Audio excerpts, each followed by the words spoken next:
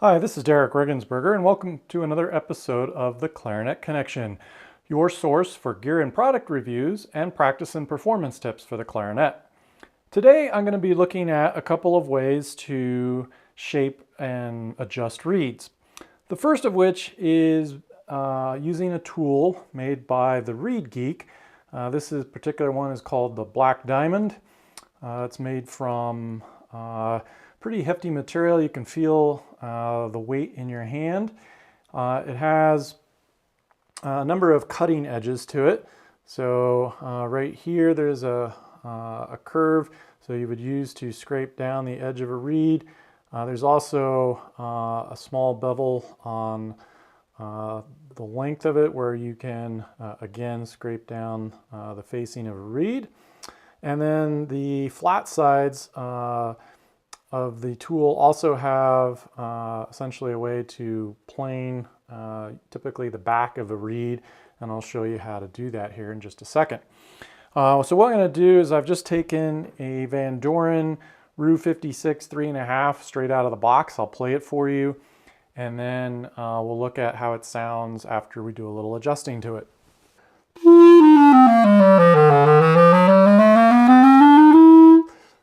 And as you can hear, it's pretty resistant. So let's take a look at this under the light box. As we can see, the reed itself is fairly well balanced actually along the tip. We don't see either side of the reed having, sometimes you'll see one side or the other being really light or dark versus the other side. This tip is pretty well balanced. It probably has just a little bit of extra cane on this side of the reed versus the left side, but otherwise it's in pretty good shape. So the first thing that we would do using the Reed Geek is to take off some of the cane.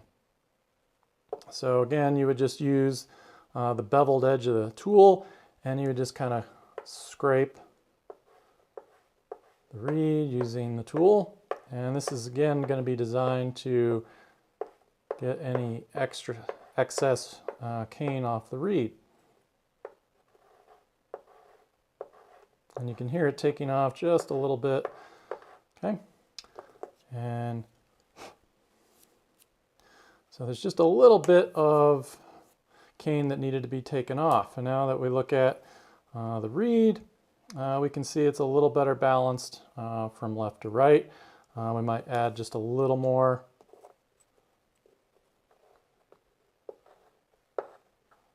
Okay.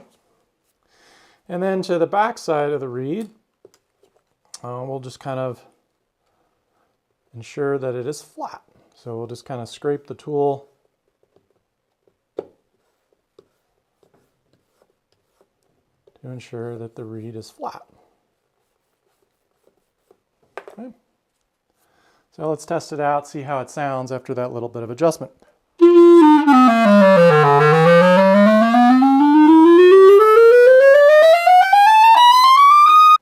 So again, this reed's still a little bit weak, but it's a little bit better balanced. The 56 in general, I think, tends to be pretty well balanced straight out of the box. All right, the other way to adjust reeds is to use a piece of sandpaper. And so for the purpose, I've got a 800 weight sandpaper, or 800 grit sandpaper. It's a very fine grit. So what we can do is, just like we use the tool to take off some of the reed, we can use sandpaper to do the same thing. For the back of the reed, we'll just run it along the reed block a few times. And again, using the flat reed block ensures that it's a nice flat plane. And then for the front of the reed, we can just give a little adjustment. Since I've already adjusted this reed using the reed tool from Reed Geek, we didn't need just a little bit of sanding. So let's see how it sounds.